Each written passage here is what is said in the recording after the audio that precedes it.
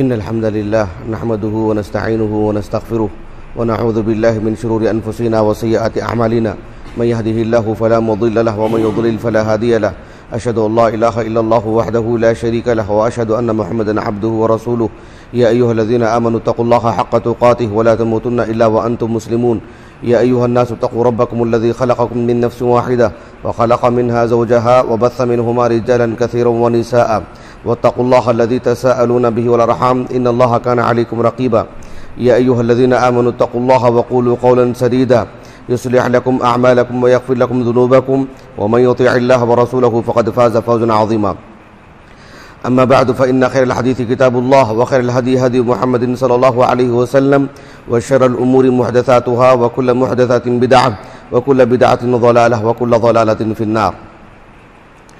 حاضرین جمعہ، آج اللہ تعالیٰ کی توفیق، اس کے فضل و کرم سے ہمیں دو عیدیں نصیب ہوئی ہیں، ایک عید الفطر اور ایک جو عام عید ہے، اور آج جمعہ کا بھی دن ہے. یہ دو چیزیں اللہ سبحانہ و تعالیٰ نے ہمیں بیک وقت عطا فرمائی ہیں. آج کے اس خطبہ جمعہ میں مجھے اختصار کے ساتھ بس ایک ہی بات رکھنی ہے، وہ یہی کہ چونکہ یہ دور سوشل میڈیا کا دور ہے، دنیا جہاں کی خبریں ایسے معلوم ہوتی ہیں جیسے ہماری گلی میں کوئی واقعہ ہوا ہو، جیسے ہمارے گھر کے آس پاس میں کوئی واقعہ ہوا ہو.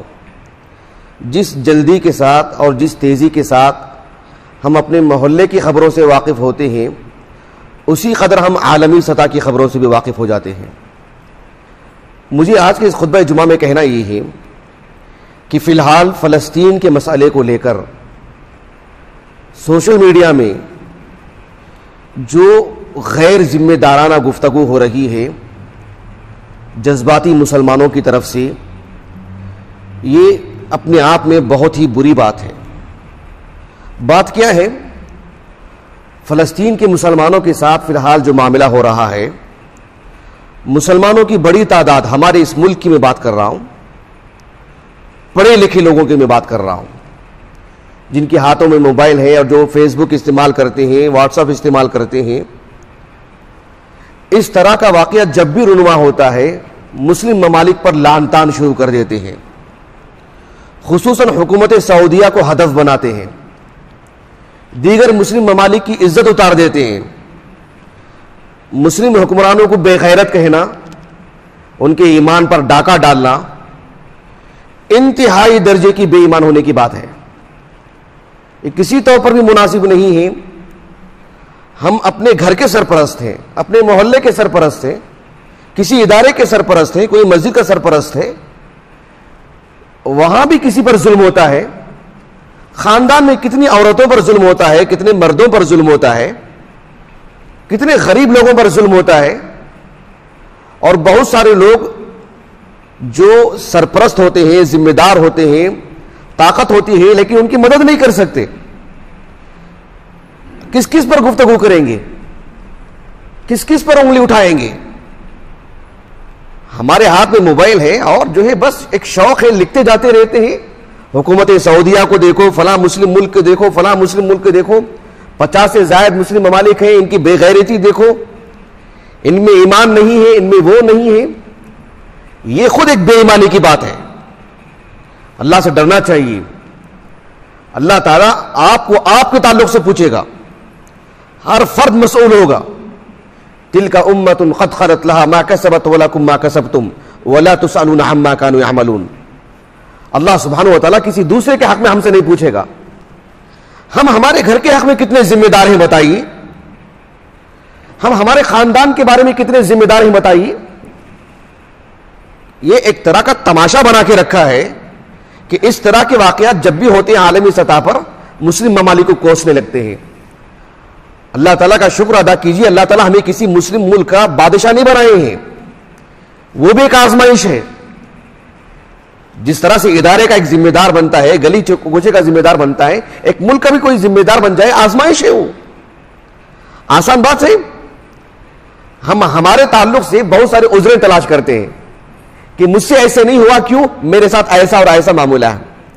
کسی مسلم بادشاہ کے متعلق بھی تو ایسی ہی سوچیے نا، ان کا بھی کوئی عذر ہوگا، ان کی بھی کوئی پریشانی ہوگی. بیٹھ کے تبصرے کرنا یہ ایک طرح کا تماشا ہے اور کچھ نہیں ہے.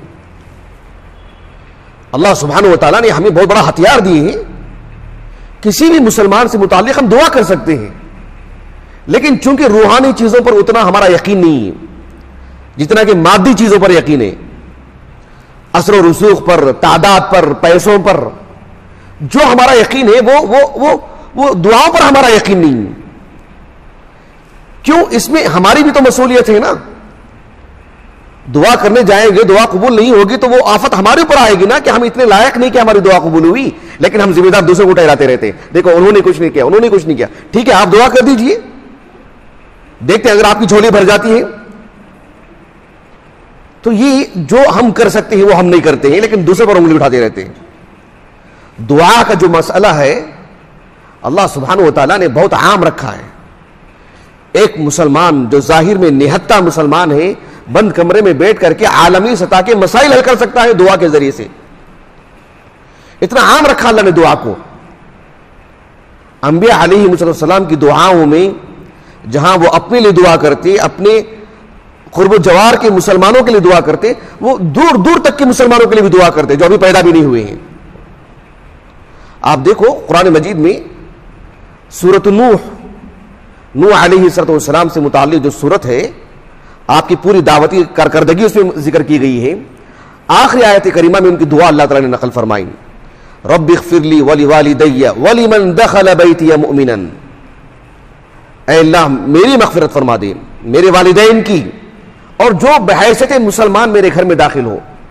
یہاں تک تو بات ان کے زمانے کے لیے ہے، لیکن کہا وللمؤمنین والمؤمنات، جو بھی مسلمان ہیں، جو بھی مسلمان عورتیں ہیں، مرد ہیں عورتیں ہیں. کب تک کے لیے؟ قیامت تک کے لیے. اتنی وسعت ہے اس میں. الف لام استغراق کے لیے ہے.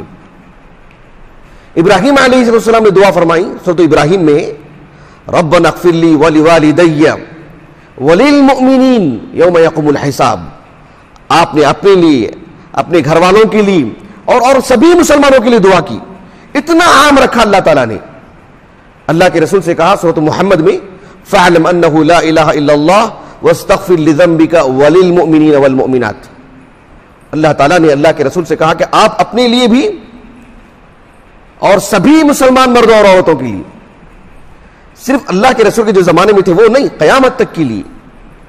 آپ ذرا تصور کیجئے، ابھی جس کا وجود ہی نہیں ہوا ہے دنیا میں اس کی بھی مغفرت کے لیے دعا کرتے تھے. ابھی جس کا وجود ہی نہیں ہوا ہے، ایک انسان ابھی جس کا وجود ہی نہیں ہوا ہے، اللہ کے رسول اس کے لیے بھی دعا کر رہے ہیں. ایک حدیث ہے متفق علیہ، صحیح بخاری میں کتاب التفسیر اور صحیح مسلم کی کتاب فضائل الصحابہ میں. انس بن مالک رضی اللہ عنہ، ایک واقعہ ہے، ایک پس منظر ہے، میں وقت کی قلت کی وجہ سے وہ پس منظر نہیں بتا پا رہا ہوں.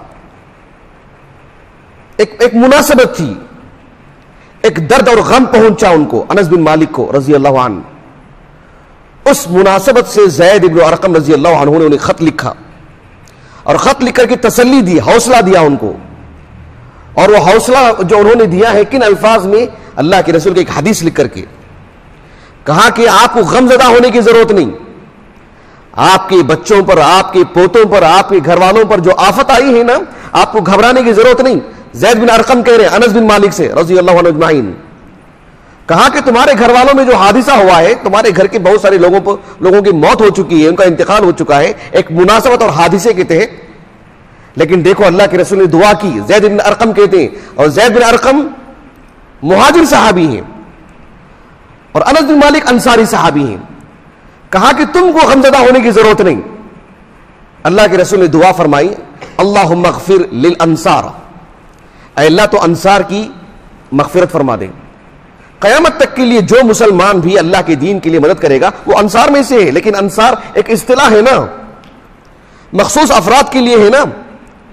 صحابہ میں سے ایک جماعت جو ہے انہی کے لیے تو انصار کہا جاتا ہے جو مدینہ کے ہیں. آپ علیہ الصلوۃ والسلام نے فرمایا کہ اللہم اغفر للانصار ولابناء الانصار وابناء ابناء الانصار، کہ اللہ انصار کی مغفرت فرما، انصار کے بچوں کی مغفرت فرما، اور انصار کے پوتوں کی مغفرت فرما. سبحان اللہ، جن کا وجود ہی نہیں ہے ابھی.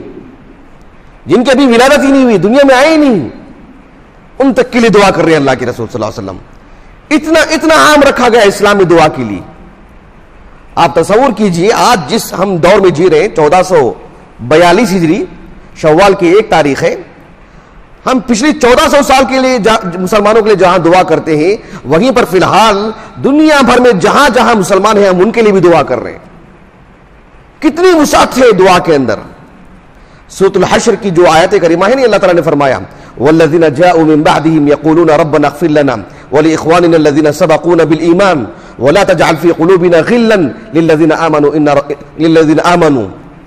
اللہ سبحانہ و تعالیٰ نے اس دعا میں یعنی 1400 سالہ تاریخ میں جتنے بھی مسلمان ہیں بھائی, ان کے ایمان میں جو مراتب ہے, ایمان کے اعتبار سے جو تفاضل ہے, صدیق اکبر کا جو ایمان ہے, آج کے اس دور میں ادنا مسلمان کا جو ایمان ہے, سب کی شمولیت ہے اس میں, کوئی خارج نہیں, سب داخل ہیں اس میں جتنے بھی مسلمان ہیں. ہماری دعاؤں میں اتنی وسعت ہے, یہ ہم نہیں کرتے ہیں, اس پر ہمارا یقین نہیں ہے, اس کو ہم استعمال میں نہیں کرتے ہیں, مسلم حکمرانوں کو لعن طعن کرتے رہتے ہیں. کیا وجہ ہے جواز ہے بتائیے. ہم روزانہ نماز پڑھتے ہیں, 5 وقتہ نماز, دیگر نمازیں بھی, تشہد میں جو دعا پڑھتے ہیں ہم التحیات للہ والصلوات والطیبات والسلام علیک ایھا النبی ورحمۃ اللہ وبرکاتہ, اس کے بعد کا جو جملہ ہے السلام علینا وعلی عباد اللہ الصالحین, السلام علینا وعلی عباد اللہ الصالحین. عباد وہ مضاف ہے, بھلے ہی وہ جمع ہے لیکن وہ مضاف ہونے کی وجہ سے اپنے اندر وسیع معنی لے کر کے آتا ہے, عموم کا معنی. السلام علینا وعلی عباد اللہ الصالحین متفق علیہ حدیث ہے, صحیح بخاری میں کتاب الاذان سے اور صحیح مسلم کی کتاب الصلاح میں عبداللہ بن مسعود کہتے ہیں رضی اللہ عنہ, آپ صلی اللہ علیہ وسلم نے فرمایا جب بندہ یہ کہتا ہے نا کہ السلام علینا وعلی عباد اللہ الصالحین, آپ صلی اللہ علیہ وسلم نے فرمایا فَإِنَّكُمْ إِذَا قُلْتُمُوهَا أَصَابَتْ كُلَّ عَبْدٍ لِلَّهِ صَالِحٍ فِي السَّمَاءِ وَالْأَرْضِ. آسمان اور زمین میں جو بھی اللہ کے نیک بندے ہیں سب کے سب اس دعا میں شامل ہوتے ہیں. کتنی آسانی سے سبحان اللہ ہم سارے مسلمانوں کو اپنی دعا میں شامل کرتے ہیں. یقین ہونا چاہیے, شعور ہونا چاہیے. فلسطین کے مسلمان وہاں ہیں نا, ان سے متعلق ہمیں کوئی خبر نہیں ہے سوائے یہاں کے اس میڈیا کی. اس میڈیا میں جو شیطانیت ہے, جو خباثت ہے, ہم اچھی طرح جانتے ہیں. مسلمانوں سے متعلق ہے جو دکھ والی جو خبریں پھیلاتے ہیں, جو غمزدہ کرنا چاہتے ہیں, جو جھوٹی خبریں پھیلاتے ہیں, یہ عام سی بات ہے. حقیقت حال سے اللہ کی واقف ہے, لیکن ہم صرف اور صرف مسلم حکمرانوں کو دوشی ٹھہرائیں, ان پر لعن طعن کریں, ان کے ایمان پر ڈاکہ ڈالیں اور ان سے متعلق یہ کہے کہ جو یہ مطلب عیاش ہیں, بس کھانے پینے کے لوگ ہیں, موج مستی کرتے رہتے ہیں. اور کتنی بری باتیں لکھی جاتی ہیں حکومت سعودیہ سے متعلق خاص طور پر کہ اس ملک کو تو انہوں نے اتنے آکسیجن بھیج دیے اور یہ بھیج دیے اور وہاں کے لیے کیا. اللہ سبحانہ و تعالیٰ نے آپ کو وہ ابتلا میں وہ آزمائش میں مبتلا نہیں فرمائے ہیں, آپ کو وہ عہدہ اور منصب نہیں دی, آپ کو حکومت سعودیہ کا بادشاہ نہیں بنائے. آپ کو نہیں پتا ہے منصب دار آدمی کے لیے کیا مسائل ہوتے ہیں, کیا باتیں ہوتی ہیں, ان کا حساب کتاب اللہ کے حوالے ہے. لیکن آپ تو اللہ سے دعا کر سکتے ہیں نا, آپ اپنا کام کیجئے, آپ اپنا فریضہ انجام دیجئے. بالخصوص پیٹ پیچھے آپ ایک مسلمان کی کتنی مدد کر سکتے ہیں. صحیح مسلم کی ایک حدیث مبارکہ ہے, صفوان ابن عبداللہ ابن صفوان رحمہ اللہ وہ کہتے ہیں, اور ان کی زوجیت میں ابو الدرداء رضی اللہ عنہ کی دختر تھی, درداء نام تھا ان کا. ام الدرداء رضی اللہ عنہ کے حوالے سے نقل کرتے ہیں کہ ام الدرداء رضی اللہ عنہ نے کہا, رضی اللہ عنہا نے کہا کہ آپ صلی اللہ علیہ وسلم نے فرمایا کہ دعوت المرء المسلم لأخیہ بظہر الغیب مستجابۃ. ایک مسلمان کے حق میں اس کے پیٹ پیچھے کی جانے والی دعا وہ مستجابہ ہے. ہم آسانی سے دعا کر سکتے ہیں نا, لیکن پتہ ہے ہماری جھولی خالی رہتی ہے, دعا کے شروط پر ہم اترتے نہیں ہیں. اسی لیے آسان کام کیا ہے کہ مسلم بادشاہوں کو لعن طعن کر دو, ورنہ مجھے دعا کرنا چاہیے نا. میری دعا میں اتنی تاثیر ہو تو میری دعا رنگ لائے گی, لیکن نہیں وہ اتنی حیثیت میری دعا کی, مجھے یقین نہیں ہے اس پر, میری زندگی کا مجھے معلوم ہے, اس لیے بہتر ہے کہ سامنے والے کی زندگی کو جو ہے مجروح کر دیا جائے. آپ صلی اللہ علیہ وسلم نے فرمایا کہ پیٹھ پیچھے جو دعا کرتا ہے اس کی دعا تو مستجاب قبول ہوتی ہے. آپ صلی اللہ علیہ وسلم نے فرمایا ایک مسلمان جب کسی مسلمان کے حق میں دعا کرتا ہے نا عند رأسہ ملک مؤکل، اللہ سبحانہ و تعالیٰ نے ایک ملک کو اس کے سرانے جو ہے مطلب مقرر کر دیے ہیں.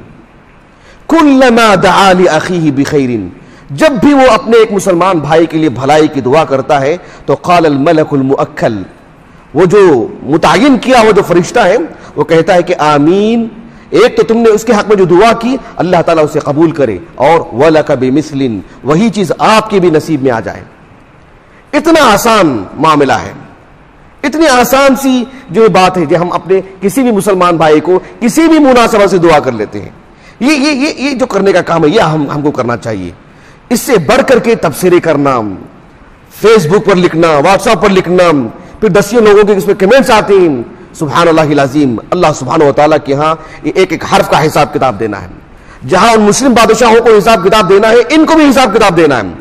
جو مسلمانوں کی شبیہ خراب کر رہے ہیں، اعتماد کو ختم کر رہے ہیں، بدزنی پہنا رہے ہیں، اور طرح طرح کے گناہوں کے شکار ہو رہے ہیں. نسأل اللہ العافیہ والسلامہ. اللہ تعالیٰ جہاں بھی مسلمان مظلوم ہیں اللہ سبحانہ و تعالیٰ مظلومیت سے نکلنے کے جو اسباب ہیں اللہ تعالیٰ ان اسباب کو اختیار کرنے کی توفیق عطا فرمائے. اللہ تعالیٰ ہمیں عافیت سے رکھے. اللہ سبحانہ و تعالیٰ ہمیں سلامتی نصیب فرمائے، ایمان عطا فرمائے. اللہ رب العالمین کا تابعدار بنائے. وآخر دعوانا الحمدللہ رب العالمین.